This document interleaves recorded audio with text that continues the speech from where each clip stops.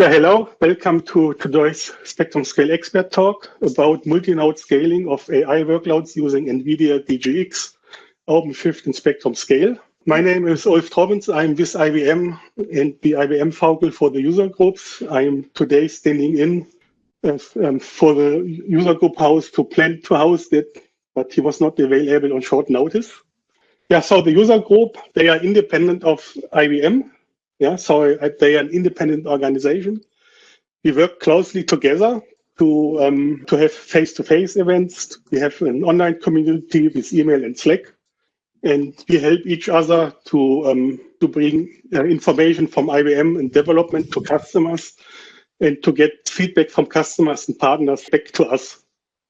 The user group is open to everybody. You see here the link, spectrumscaleug.org/join. Everybody is welcome to join. Yeah, the user group, we have representation in UK, USA, and Australia, 5 different persons. And that are the focals for the user group globally. If you want to get active and actively participate in the leadership role, reach out to them and they will discuss with you next steps. We started this webinar series in response to COVID-19 because we are at the moment not able to have face-to-face meetings. We already had 7 talks as listed here. Charts, recording, and so on, they are available on the user scopes webpage, spectrumscaleug.org/expert talks. Today we have a talk about multi-node scaling of AI workloads, and as a head up, I also would make you aware of 2 sessions which we have in context of supercomputing, which is digital this year as well. On the first session on Monday, November 16th, we will have a customer talking about their implementation of a DGX cluster with Spectrum Scale for autonomous driving development, followed by a new feature which we will deliver with Spectrum Scale 5.1 to support AI workloads. And on Wednesday, we have a session on what is new in Spectrum Scale 5.1, followed by an Ask Me Anything session. Speakers today are Thomas Schönermeyer, Senior Solution Architect Nvidia Germany, Gero Schmidt and Simon Lorenz, both Senior Engineers with Spectrum Scale Development in Germany. That is a standard disclaimer that you have to hear. So everything here is without warranty, what you say, subject to change. We have it here for legal reasons. I don't think that we have any forward-looking statements here planned for today, but we have to have it anyway. With that, I want to hand over to Thomas, Gero, and Simon. Thanks a lot, Ulf, for the introduction, and thanks everybody for joining our call about our session about multi-node scaling of AI workloads using Nvidia DGX, OpenShift, and Spectrum Scale. Together, we will describe the architecture as well as the results of running a typical training application working on an automotive data set in an orchestrated and secured environment, and providing horizontal scalability of GPU resources across physical node boundaries. The setup was implemented on Red Hat OpenShift 4 as the container orchestration platform, and IBM Spectrum Scale as the highly scalable data lake, which provided the global namespace for accessing the data for containerized AI workloads. And based on an autonomous driving use case, we also will elaborate on the use of data orchestration to assist training with the right data available at the right time for usage. We also published a Redpaper on that, an IBM Redpaper on the topic with the title Deployment and Usage Guide for Running AI Workloads on Red Hat OpenShift and Nvidia DGX Systems with IBM Spectrum Scale. It's available on redbooks.ibm.com. It holds all the details that we will describe now with more help on setting up a similar environment if you would like to. So Nvidia, Red Hat, and IBM joined to showcase how a GPU-enabled autonomous driving workloads use case can be optimized using high-performance storage for data orchestration. And in this talk, we will share the details and some results of a proof of concept we completed with Nvidia. So first, some details on the components used, and Thomas will provide the details on the Nvidia DGX hardware and also Nvidia software platforms that are available. let me give you the reason why we are doing all of this. So the development of software for autonomous cars is a huge computational challenge. And if you look at the state-of-the-art autonomous cars, we need a handful of deep neural networks for object detection. Actually, we are running more than 20 of them in our perception stack in the car, which we call Drive AV. And this is essential for the trajectory planning, to recognize everything around the car that is useful to help the car navigating by itself in an efficient and also secure way. So we want to detect really everything that matters, such as velocities, distances, free space, and so on. And of course, it must work in a matrix of very, very different weather conditions and lightings, type of scenes. So simply, you want to cover all conditions you can think of, and maybe even of the unthinkable situations. And so we have to prove that our models give the correct response. And this challenge is further increasing when extending from level 2 cars to level 3 or level 4 autonomous vehicles. And because from level 3 on, automated systems must not fail for millions of miles. So it has to be as safe as an average human driver. And this is really a big challenge for software. And it's obvious that simulation is essential for developing and evaluating AV software, because with real road testing, this will never be sufficient to go that road forward, that path. That's why we say safer driving begins in the data center. And all of this we're showing today helps us a lot in speeding up these workloads. So the core challenge is we need really high accuracy and robust deep neural networks, and there are oops, yeah. So this gives you a little bit the scale we are dealing with right now. So every car today in our fleet, so we have our own fleet of test cars. So each car has at least 8 2-megapixel cameras, and since we have 50 cars in total, we collect roughly 1.6 petabyte of raw sensor data every day, and so we have to find efficient ways how to transport those data, store the data in a way where our engineers can find it later. And the second part is data curation, and this is important because we have to find out out of these billion frames, only the 10 or 15% of useful frames that we can later use for labeling and training. So really what we need is diversity in our training data for good coverage of scenes and situations, and also good tagging is key. All our frames should be searchable, and we have to make sure having the right metadata. And the third pillar is labeling, of course, and quality is key here, because if labeling comes out with low quality, there's no way to get a good perception model afterwards. And at Nvidia, we decided to keep this activity in-house. So a couple of hundreds engineers are working on this task, and that helps us in ensuring the quality of every frame and also maintaining full traceability. For the training part, this is now the computational challenge. We train right now more than 20 networks, depending on the object detection, the type of objects you want to detect. A bunch of engineers is working continuously in optimizing each of those networks by running multiple experiments in parallel. And this process is highly automated and also traceable. Then we test these neural networks against thousands of hours of sensor data and repeat this daily. And the final step is the system level evaluation with our AV virtual simulator, which we call Constellation, before we push the models in the car. So what makes it really a computational challenging task? So we want to improve accuracy, as I told you before. And so if the car misses a relevant object in its environment, it will have an impact on trajectory planning and may cause an accident. So what's the common approach here? Usually we're seeing a two-pillar approach. First, you need to increase the network architecture, and secondly, one has to enhance the amount of training data.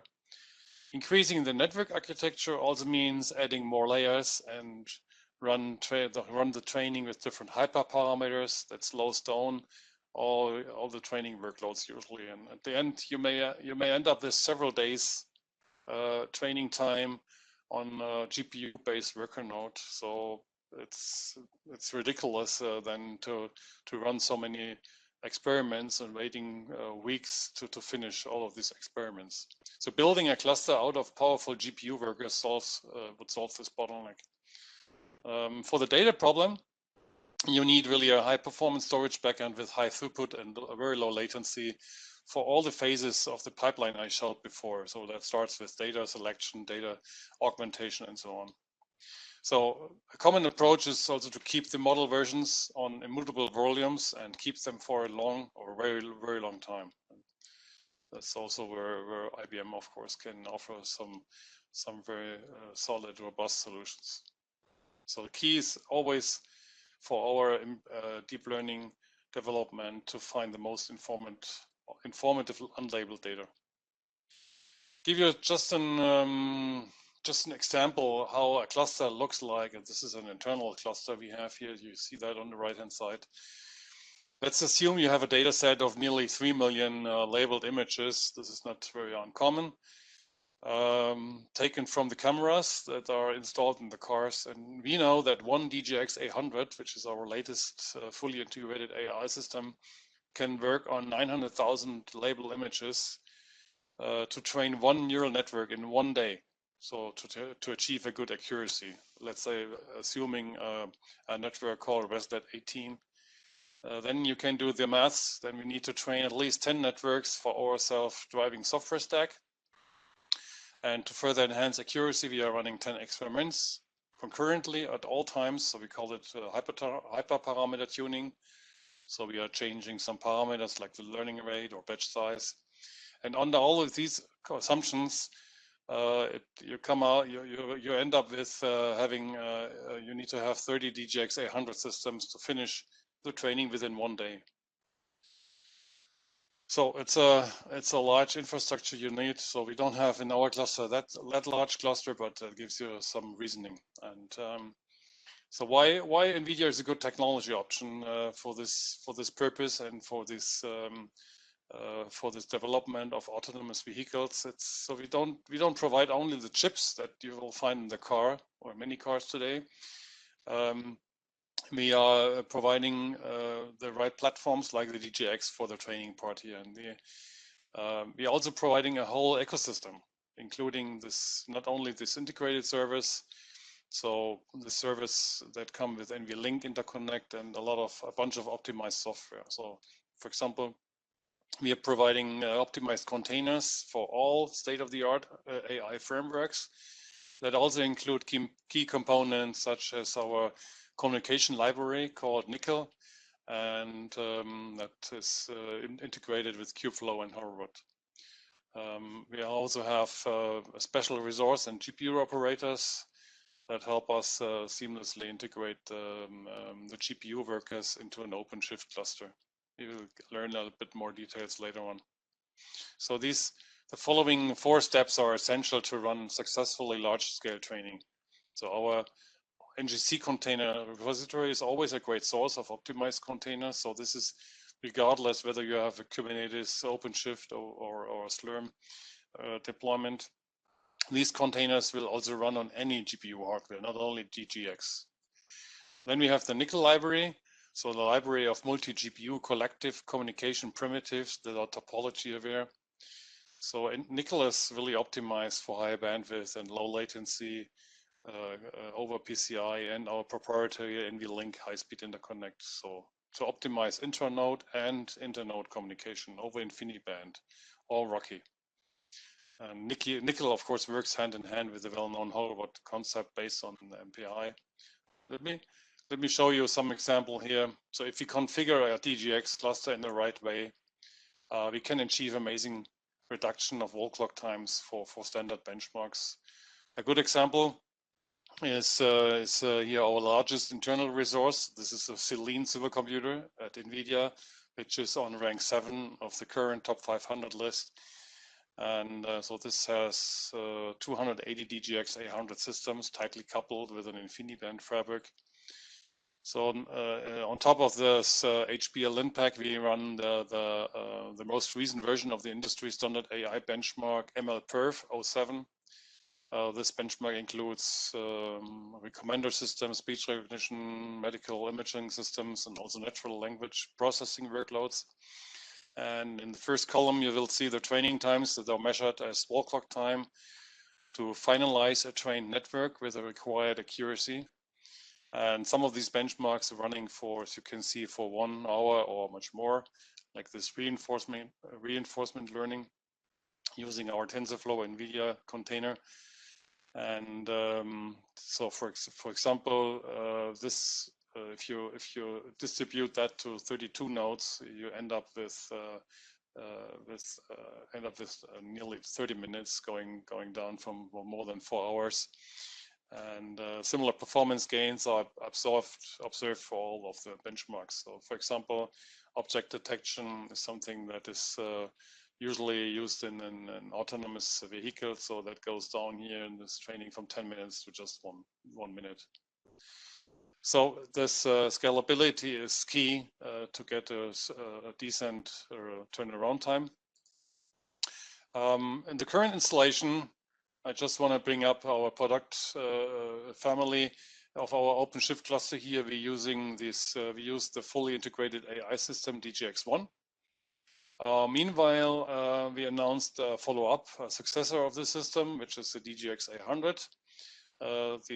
This was shortly announced after our project start. That's why we used the DGX for this project. But from architecture point of view, both systems have 8 GPUs, 8 Tesla GPUs. The DGX1 has uses the Volta architecture, whereas the A100, of course, utilizes the latest Ampere architecture. So these AI systems are pre-installed either with DGX OS or either Ubuntu or Red Hat, ready to run, and they also include DG Expert service. So that means everyone who's buying a DGX has also access to our global data scientist workforce. Most of you know that apart from this fully integrated AI systems, we also provide GPUs in many variants. So consumer products, workstations for data science, scientists, virtual workstations, enterprise level GPUs for integration into OEM servers. With the A100, we also introduced the AGX building block that can go in a server, OEM server with 4 A100 GPUs. Many of these GPUs can also find in the public cloud providers. Then an interesting section is also the EGX hardware portfolio that ranges from a tiny Jetson chip for tasks such as image recognition, sensor fusion, and you can also build entire racks of NVIDIA certified systems in the data center, and you can serve hundreds of users with real-time speech recognition and other complex AI tasks. So with the NVIDIA EGX stack, we can offer Helm charts to update AI containers seamlessly in minutes, and then we have this NVIDIA GPU operator and NVIDIA network operator both to standardize and automate the deployment of all of these necessary components for provisioning a Kubernetes cluster. So regardless of Kubernetes, OpenShift, or Slurm, or any other deployment management tool, I recommend always to use our optimized frameworks for NVIDIA GPUs. It's you can find it under NGC, though at no cost. This is there's no license or something required. You can run it on any GPU platform. So the big advantage is that even using the same hardware for years, you will see continuous improvements in performance running your AI workloads, because these frameworks are monthly updated. And but by using those optimized frameworks, you can be sure always that you're using the latest optimized CUDA libraries. And so there's no need to install cuBLAS, cuDDN. and so on your host machine. And this always these libraries go hand in hand with our hardware innovations, such as also new data formats on the A100 or our new Tensor cores. I would like to hand over to Gero now to go deeper in the details of our solution. Actually, it's Simon. Yeah, it's continues. me first. That's not the assignment. Okay. Yeah, thanks, Thomas. As Thomas mentioned, multi-node training is important to reduce training times. It leads to faster results and allows for more experiments. But why is scaling large deep learning workloads challenging? This is because there's a pool of nodes with CPUs, GPUs, memory, and other resources that should be very well balanced. A single analytic job should make optimal use of your resources by spreading the workload horizontally across the different resources. Now, let's think about the data to be analyzed. If the workloads scale nicely across multiple systems, then your data storage should do this as well. It then will be optimally balanced for analysis. So what is needed is a high-performing data store with a single namespace that secures your data and provides an information infrastructure that allows to easily, quickly, and more efficiently identify the right data for your workloads. So why should one use container orchestration platforms for such workloads? Container orchestration platforms provide part of the answers that were discussed previously, like automated application deployment, management, scaling, networking, and as well as security requirements. They also provide self-service provisioning, which allows AI and machine learning teams to access resources without IT engagement. What would an environment for such sample autonomous driving workloads look like? First, some details on the components used. We used Red Hat OpenShift as the container orchestration platform. Here we wanted to demonstrate horizontal scaling of large deep learning workloads across multiple GPUs and multiple nodes inside that environment. And for our proof of concept, Nvidia provided us with 2 DGX1 systems and also the Infiniband networking. And I will get to more details on the following slides. To provide the highly scalable, data efficient, high performance storage solution, we used the Spectrum Scale and an IBM ESS 3000 storage system. Spectrum Scale and ESS, as many of you know, are used for the top supercomputers in the world as of its performance, scalability, and also many other features. So now let's get into details. How does the environment we used look like? The autonomous driving data set was stored in an ESS 3000 storage cluster. The ESS is composed of 2 canisters running Spectrum Scale with an additional management node. For the Red Hat OpenShift compute cluster, we used version 4.4.3. It consists of 3 master nodes and 2 worker nodes, all running Red Hat Core OS. We integrated the 2 DGX1 systems as worker nodes into the OpenShift cluster. By deploying the IBM Spectrum Scale client on these 2 DGX worker nodes, we add them into the Spectrum Scale storage cluster. The storage capacity is provided by the remotely mounted ESS storage cluster. IBM Spectrum Scale provides also a plugin for the container storage interface so that the storage can conveniently be managed through OpenShift. We will provide more details about CSI later in the session. And the management node provides the necessary Spectrum Scale REST interface.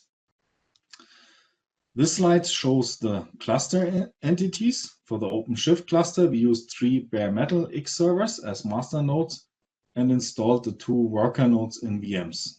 These nodes are not actually used for our use case workload, but they helped us a lot to keep the OpenShift cluster healthy, as it gave us the ability to restart or take out the DGX or Scale worker nodes without affecting the OpenShift cluster environment. You might have wondered why we use the DGX1 systems. Thomas already mentioned it. That is because at the time we only had DGX1s available for usage. We do not expect issues to run the same environment with DGX A100s. Actually, it's in our plan to test and validate it, and we will also update the Redpaper accordingly. It then will also include new features of the DGX100, such as the multi-instance GPU feature. The multi-instance GPU feature expands the performance and value of each NVIDIA A100 Tensor Core GPU. It can partition the A100 GPU into as many as 7 instances, each fully isolated with their own high bandwidth memory, cache, and compute cores. Something obviously to consider when thinking about scaling workloads. By the end of this year, IBM Spectrum Scale clients will be available as a containerized solution running on OpenShift 4 and Red Hat Core OS worker nodes. So RHEL 7 worker nodes will no longer be required. In our environment, we used a 100 gigabit Infiniband network as shown here. Each of the 2 Nvidia DGX1 systems and each of the 2 IBM ESS 3000 I/O nodes are connected with 4 EDR ports to a Mellanox Infiniband smart switch, providing a total of 800 gigabit EDR Infiniband connections. This network is used for the data transfer and Spectrum Scale daemon communication. A 100 gigabit Ethernet RoCE network might be another option to use. A small note here, if you plan to use Infiniband or RoCE in your OpenShift cluster, then please check back with your Red Hat team to validate the support statement. As a management network, we added 1 gigabit Ethernet network to every node participating. That's about the parts we used, and Gero will now dive deeper into the installation steps and the tests that we ran. Hi, thank you, Simon. My name is Gero Schmidt, and I'm also working at IBM in the Spectrum Scale development team. With the next slides, I will take you on a deeper dive into the technical details of this proof of concept. The goal was to showcase that we can seamlessly scale out GPU-accelerated AI workloads across worker nodes in OpenShift using Nvidia DGX systems and also IBM Spectrum Scale. The installation steps, which I will briefly introduce here, comprise 3 major steps. The first one is the installation and integration of the Nvidia DGX systems as new worker nodes into an existing OpenShift cluster. The second one is adding these DGX worker nodes as Spectrum Scale clients to the local IBM Spectrum Scale cluster. And finally, the configuration of the OpenShift stack to support GPUs, Infiniband RDMA, run MPI jobs, and use Spectrum Scale as a storage backend through IBM Spectrum Scale CSI. First, we have to install Red Hat 7.6 as base operating system on the Nvidia DGX systems, as they are shipped with another Linux distribution and which cannot be used for OpenShift right away. Here we will make use of the option to add Red Hat 7 based worker nodes to an OpenShift cluster instead of Red Hat Core OS based ones. This option allows to install the DGX software packages, the Mellanox OFED, as well as IBM Spectrum Scale CSI. We follow the instruction in the NVIDIA documentation to install the base OS as well as additional NVIDIA RPM packages. However, we do not install the NVIDIA CUDA drivers, as these will be provided by the special resource operator in the OpenShift stack later. Second, we install the Mellanox drivers for Infiniband and RDMA support provided by the Mellanox OFED, which is the OpenFabrics enterprise distribution. Here, we also follow the regular NVIDIA documentation and stop just before installing the RPM for the GPU Direct RDMA kernel module. The provided RPM package for the GPU Direct RDMA kernel module fails to install without a proper installation of the CUDA driver packages. So we build and install it directly from the sources on GitHub.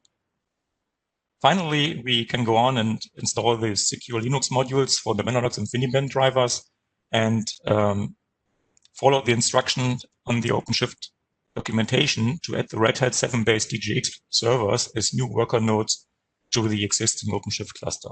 So that's the basic steps of the installation. After integrating the DGX system as worker nodes into the OpenShift cluster, we need to add these as Spectrum Scale clients to the local IBM Spectrum Scale cluster that provides access to the IBM Spectrum Scale file systems. Using the IBM Spectrum Scale installation toolkit, it requires just a few commands to do so. Finally, we configure the Spectrum Scale to make use of Infiniband ports on these nodes to use RDMA for optimal data throughput and best performance. In the setup, we also use an ESS 3000 with a file system called ESS 3000_4M, which we remotely mounted into the local Spectrum Scale cluster. The DGX systems are now, as seen in this chart here, part of the OpenShift cluster as additional worker nodes based on Red Hat 7 worker nodes, as well as client nodes in the local IBM Spectrum Scale cluster. After these preliminary installation steps, we need to add further components to the OpenShift stack for our solution. These are the Special Resource Operator for GPU support, the Nvidia Mellanox RDMA Shared Device plugin for RDMA support, so that containers can establish GPU direct communication queues. Further, we have to use the MPI operator to orchestrate jobs across ports using the message passing interface, and the CSI-pub plugin of IBM Spectrum Scale to provide persistent storage to applications in OpenShift backed by IBM Spectrum Scale. This stack now enables us to efficiently run deep learning workloads across distributed GPU resources in an OpenShift cluster across physical node boundaries. An additional step is required to configure the RDMA Shared Device plugin, as it requires an additional capability called IPC log, which is not available to a regular user out of the box. So we will also show how we manage around this challenge.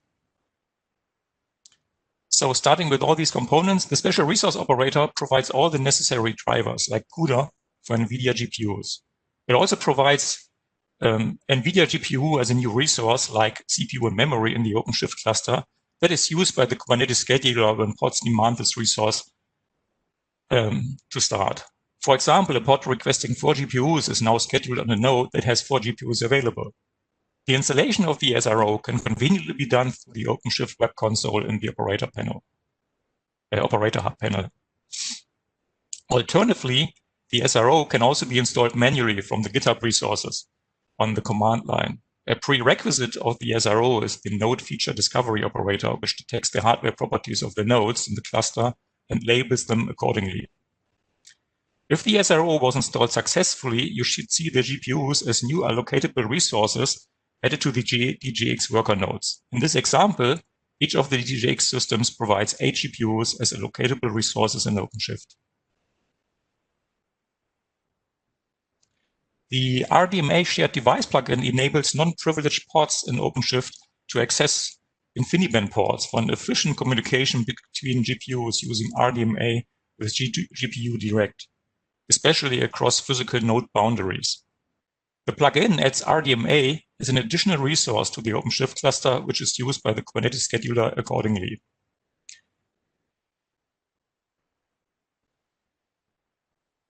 The plugin itself is installed manually from its sources on GitHub. It allows to configure the resources in a sense that you can specify the name. You see it in the config map on the right. The name is here that we use is shared IB0, and of course the port that should be used. A pod can now request RDMA ports as shown in this example on the right. So here's a manifest for a pod, and you see that it can easily request the resources like RDMA port 0, 1, 2, and 3, which can be applied to the pod and give access to the real IP ports on the node. Furthermore, when successfully installed, we see that we have these allocatable resources also added to each DGX node in the cluster.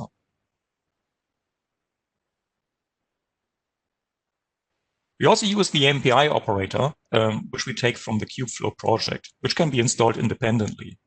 It adds a new custom resource called MPI Job to the OpenShift cluster, which allows to conveniently run large workloads distributed across pods and nodes in an orchestrated manner using the message passing interface. This is especially interesting for large deep learning workloads, which can be accelerated by adding more GPU resources beyond the resources of just a single node. The MPI operator can be installed manually from its sources on GitHub. Here we have an example of such an MPI job as a YAML manifest. It consists of a launcher pod that executes the MPI run command and a number of MPI worker pods that run the actual workload.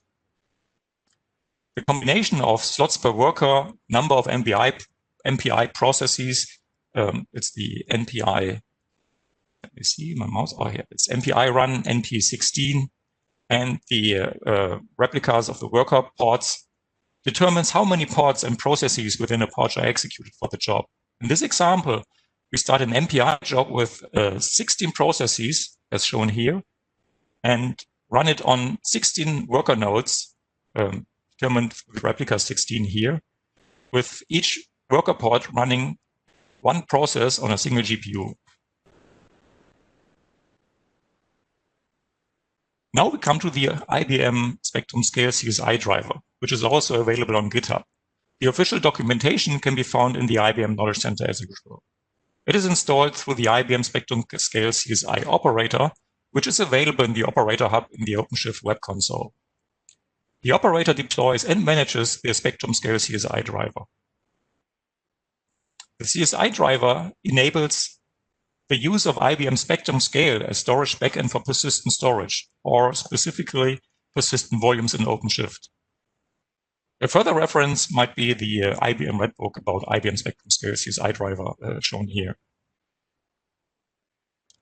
Persistent volumes can be provisioned in two ways. Through dynamic provisioning, which is a way where the system admin creates a storage class and the user requests a new persistent volume through a persistent volume claim, referencing this storage class. Here, the new volume is created on demand and bound to the user's namespace in a self-service manner. This is the standard way of claiming a new volume. The second option, which is used in this proof of concept, is static provisioning. Here, the system admin needs to pre-provision a pool of persistent volumes, which can then be claimed by users, also through a persistent volume claim. While dynamic provisioning provides a new and empty volume to the user, we use static provisioning here to provide access to specific path and especially existing data in the IBM Spectrum Scale file system. Here's an example of how dynamic provisioning works. The system admin creates a storage class with a unique name, here remotefs-4m, and a reference to a location in the IBM Spectrum Scale where the persistent volumes will be created. Here it is the file system ESS3000_4m. The user, which is bound to a namespace, requests a new persistent volume through a persistent volume claim, as shown here. This volume claim references the storage class as well as the wanted capacity and the access mode. The volume is automatically created and bound to the user's persistent volume claim and namespace. The volume will be bound to the user's namespace as long as he remains this persistent volume claim. So it's only deleted or kind of reclaimed when the user deletes his claim. The volume can then be mounted into the user's container using the name of the persistent volume claim and specifying a mount point. In this example, we use workspace. Here's another example of how basic static provisioning works. The system admin needs to manually create each persistent volume in advance. For example, as a pool of available volumes that can be claimed by a user. For each volume, the admin needs to specify the capacity, access mode, and a volume handle with a specific path to the data directory in IBM Spectrum Scale. The user can again simply request a new persistent volume through a persistent volume claim, referencing the wanted capacity and access mode. If there is a match, a volume from the pool is bound to the user's persistent volume claim. The volume can be mounted in the user's container in the same way as before, using the name of the persistent volume claim and specifying a mount point. In addition, the user can also specify a read-only true flag with no modifications of the existing data under this path is actually wanted. However, there's a catch. This only works in the straight way if no default storage class is defined, which is rather unlikely. And furthermore, the match of a persistent volume to a persistent volume claim is only based on the capacity and the access mode. However, in the proof of concept, we want to use static provisioning with Scale CSI to provide access to specific data in IBM Spectrum Scale. For example, large amounts of training data made available to multiple data scientists to train deep neural networks. So we had to come up with an idea to allow an exact match between a pre-provisioned persistent volume that represents a specific path and specific data in IBM Spectrum Scale and a persistent volume claim by a user asking for access to the specific data. Here you can see the changes that we applied in an advanced example for static provisioning to meet our requirements in this proof of concept. First, we had a storage class, static, as an annotation to the persistent volume. This helps to work around the problem with a default storage class. Second, we make a use of Kubernetes labels. Labels are key value pairs that we add to the persistent volume in order to describe the type of the data it represents. So now a user can make use of these labels with a matched labels option and request a specific volume from the pool of pre-provisioned volumes with the data of interest. The match of the requested labels takes precedence over the access mode and the capacity in the claim. We're at the stage where we can provide access to specific data in IBM Spectrum Scale in a controlled fashion by using static provisioning with labels.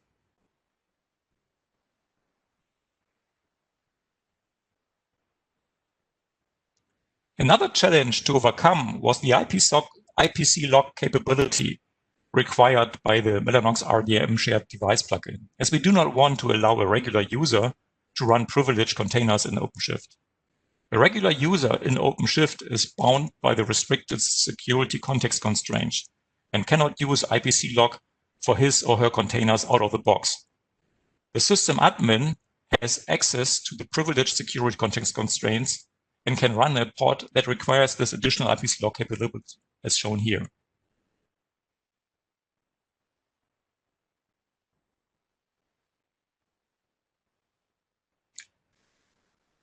The challenge now is to allow a regular user to start MPI jobs with this IPC lock capability in order to run multi-GPU and multi-node AI workloads with RDMA for GPU Direct. We solved this challenge by creating a new SCC derived from the restricted SCC that now includes the IPC lock capability.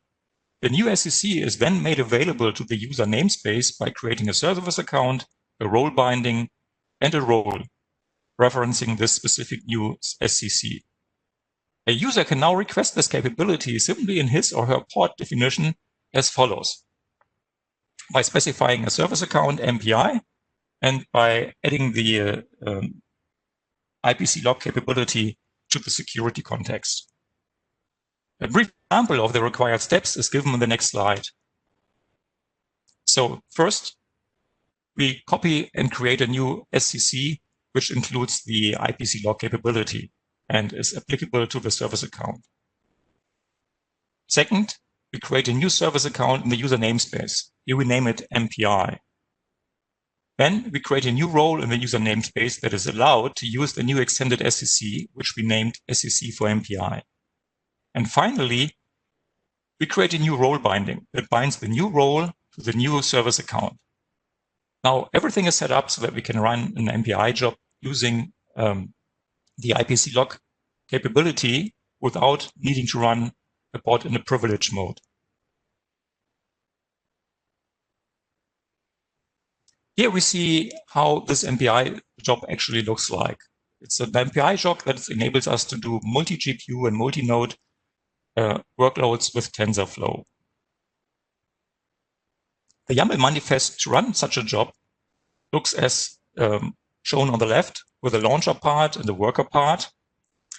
The launcher port template is just there to coordinate the MPI job, and the worker port template is there to actually execute the computation. The port just executes the MPI run command on all the worker nodes and is specifying the number of parallel processes to use. Here it's NP16, and the program to execute here, which is main pi, together with additional parameters and environment variables. So we see it here on the right. So this is the launcher, and we say, okay, we run the MPI run command with 16 processes here, and we execute the Python file main.py, and we define some additional environmental variables here, and these are parameters that we give to the Python script itself. The other part in the MPI YAML is the worker template, and the worker pods are started by the MPI job and perform the actual computation. Here, each worker is requesting one GPU, as we can see here in the requested resources, and access to all the 4 RDMA ports which we have on the DGX system available. We also see that the pod runs under the newly created service account MPI on the top here and requests the IPC log capability. The executable code, as well as the training data for the computation, are stored in IBM Spectrum Scale and mounted into the container under workspace, which we see here. In this example, the MPI job schedules a total of 16 processes and 16 replicas of the worker, each worker with one process running on one GPU.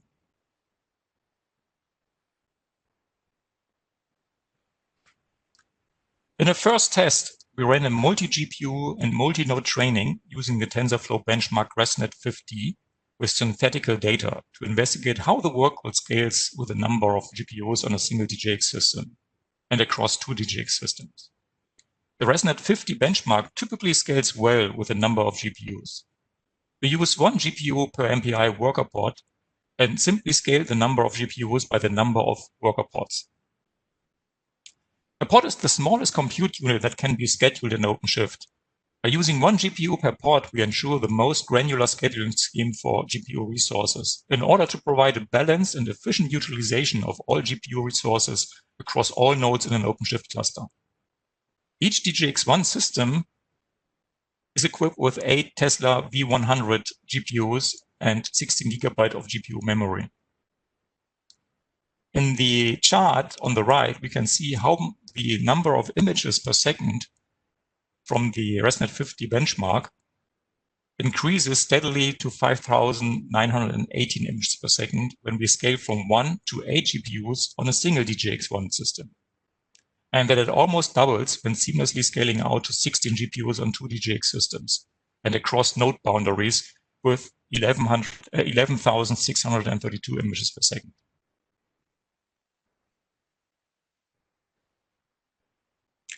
Once we had proven proper scaling across GPU resources and system boundaries with a synthetic benchmark, we ran a real-world deep learning workload from the Advanced Driver Assistance Systems domain, also short ADAS, which is common in the automotive industry.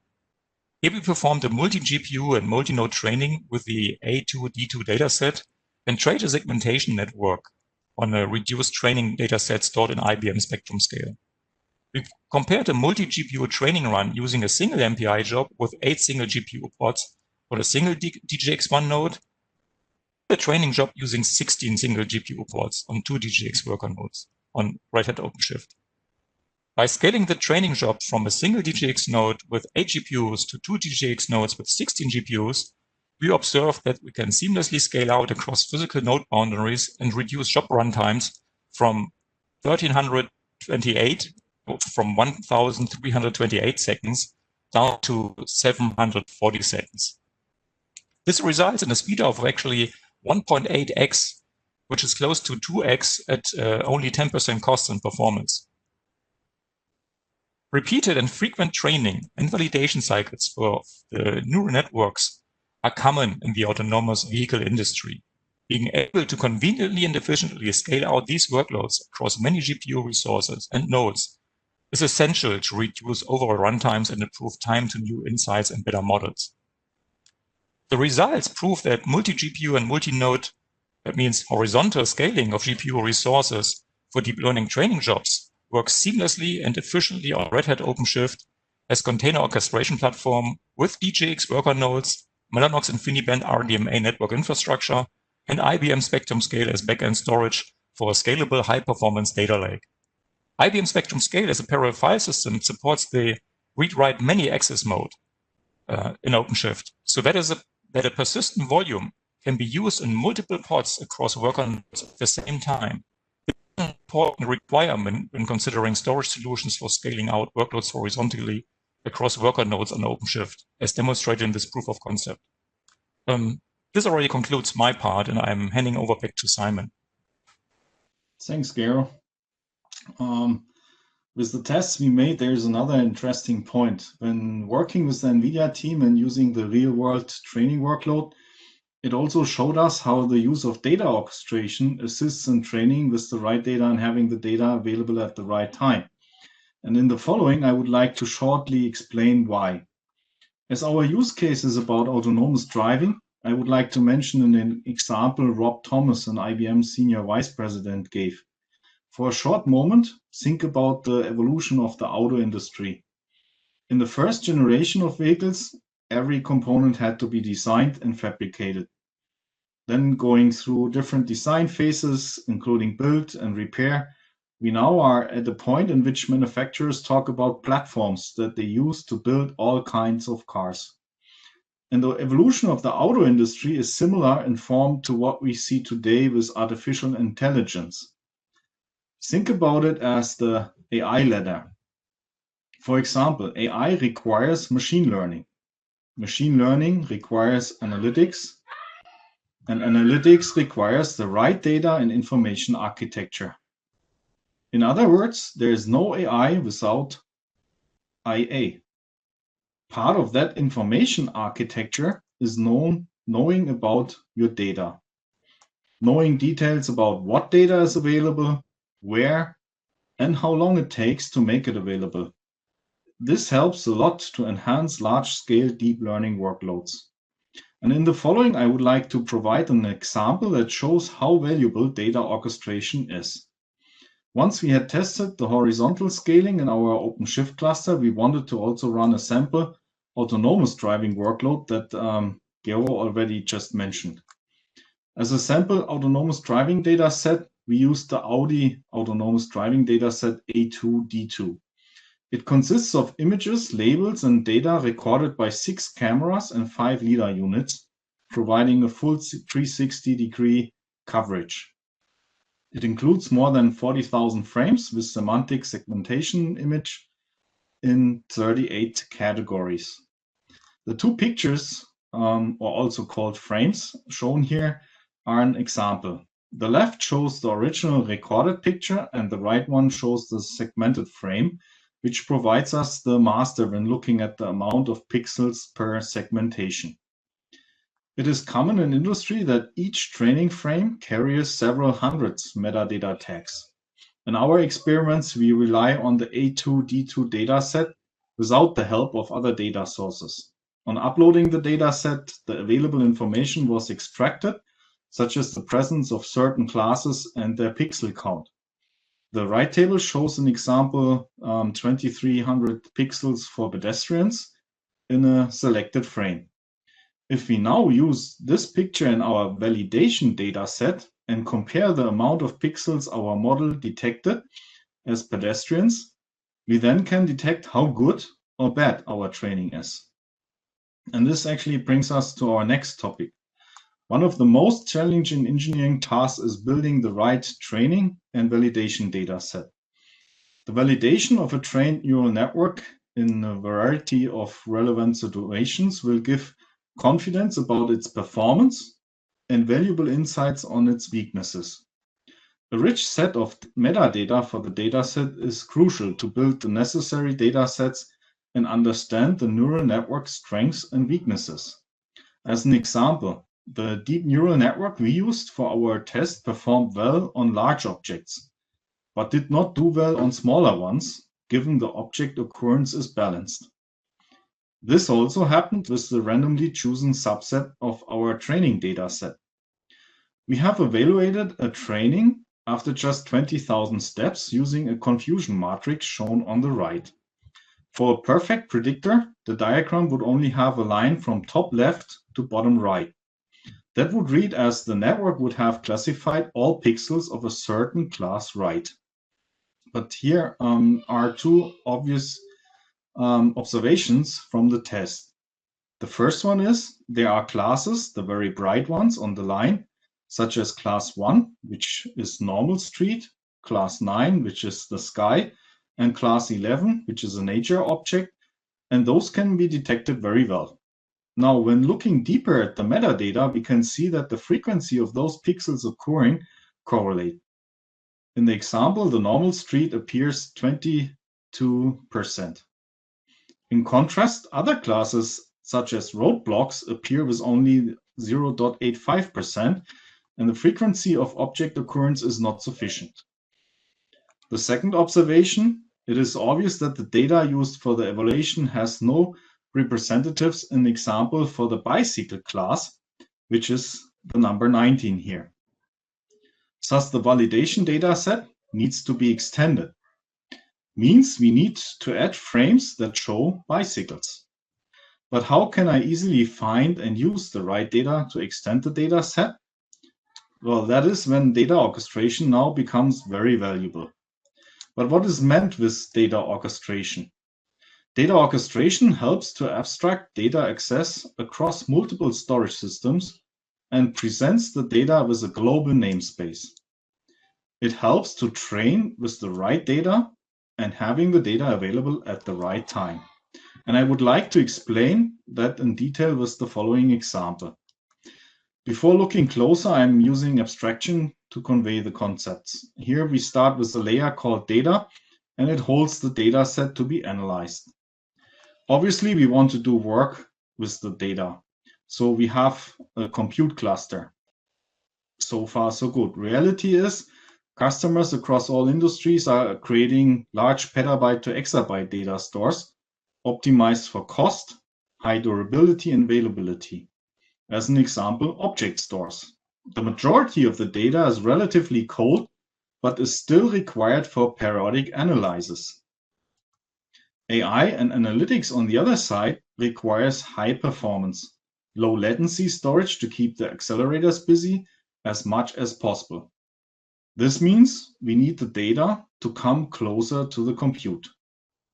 What helps to work with the right data and having it available at the right time? Data orchestration and a data catalog that can provide fast insights into all the data available in the environment. Let's get closer and add some examples. Our large data sets are located in a capacity tier or data lake and could be stored in different storage systems like NAS filers, object storage, or in this example, an IBM Spectrum Scale system. As examples, our compute cluster could be an OpenShift cluster, as we used in our proof of concept, or an Nvidia DGX compute cluster supported by Spectrum Scale. What could be our high-performance storage in a data mover? Well, that could be our IBM ESS 3000 storage system, and in combination with the Spectrum Scale built-in and proven active file management AFM, it provides a high-performance smart storage tier. Spectrum Scale active file management functionality ensures that data from a capacity tier can be loaded into a high-performing storage, acting as a cache, as quickly as possible, and remains there in sync with the capacity tier. AFM ensures that updates either on the capacity tier or on the high-performance tier stay in sync with the related tier. It acts as the needed data mover and connects the capacity and high-performance smart storage tier. Now, remember the confusion matrix we looked at earlier. When evaluating the results, we saw that data which represents certain classes is needed. In our case, that was the bicycle class. So what helps us to find the right data that should be added to the analyzed data set and should be brought closer to the compute cluster? It's the data catalog shown on the right. For our tests, we used IBM Spectrum Discover as the metadata store. The metadata available in the A2D2 dataset was maintained in Spectrum Discover, which allows us to ask queries with SQL. Spectrum Discover can receive ingests from multiple types of unstructured data sources. Spectrum Scale and IBM COS systems can ingest data in real time, which means that the data scan only needs to occur initially, and all subsequent updates to the data are automatically sent to this Discover and get updated in the catalog. Furthermore, also other vendors like NetApp, Dell MC, Isilon, and also the Amazon S3 can all be scanned by Spectrum Discover to provide a multi-cloud, multi-storage metadata repository. Discover is optimized to search billions of files and objects for its metadata in a very short time. In combination now with the AFM data mover functionality and the logic running the AI workloads in our compute cluster, doing data orchestration now really is relatively easy. Following a short example flow, there can be several ways to start the flow. For example, new data arriving in the capacity tier that triggers the analytic jobs, or a data scientist running his Jupyter notebook, or also jobs scheduled in a workload manager like Spectrum LSF, Slurm, or others. This shows a sample job template that can be created with the Spectrum LSF product. Here we can, as an example, add selections for the camera position. I select the front center here, and we can also provide details on the labels that we have with the data set. And we can, in example, say, okay, give me bicycles which have at least 3,000 pixels, or give me pictures which have at least 3,000 pixels of bicycles and maximum 5,000, as an example. Then we can press submit. This will trigger a search request against Spectrum Discover, providing the tags or labels that should be searched for. Spectrum Discover then returns a list that holds details about the data and its location. This list is used by Spectrum Scale Active File Management to cache the needed data into the high-performance storage. After that, the analytic jobs can be started. As of the AFM functionality, the jobs can even already start when parts of the data yet are cached only. AFM functionality would be a topic on its own to explain. But once the AI jobs are finished, and depending on other possibility and parallel running AI jobs, data can be evicted by AFM to free up the space on the high-performing storage. Therefore, data orchestration really becomes more and more important. And actually, what you just saw is what at IBM we call data accelerator for AI and analytics.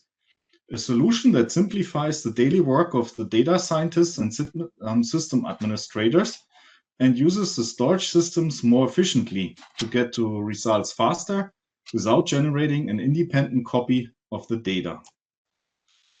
We also, this is a small teaser, so we also very soon will publish a Redpaper on this called Data Accelerator for AI and Analytics. It also will be available online then at Redpaper, redbooks.com. So we hope that you found this session interesting, brought you some insights on how scaling large deep neural network workloads can be done in an orchestrated environment, and how data orchestration helps to keep up with the more and more growing data lakes and AI workload requirements. So I think giving back to Ulf now for maybe more questions and answers. Yeah, thank you, Simon, Gero, and Thomas. It seems we have answered most of the questions in the Q&A chat. Yeah, we will edit the answers and post it together with the charts and the recording on spectrumscale.org. Yeah, so with this, I think we can wrap up the session for today.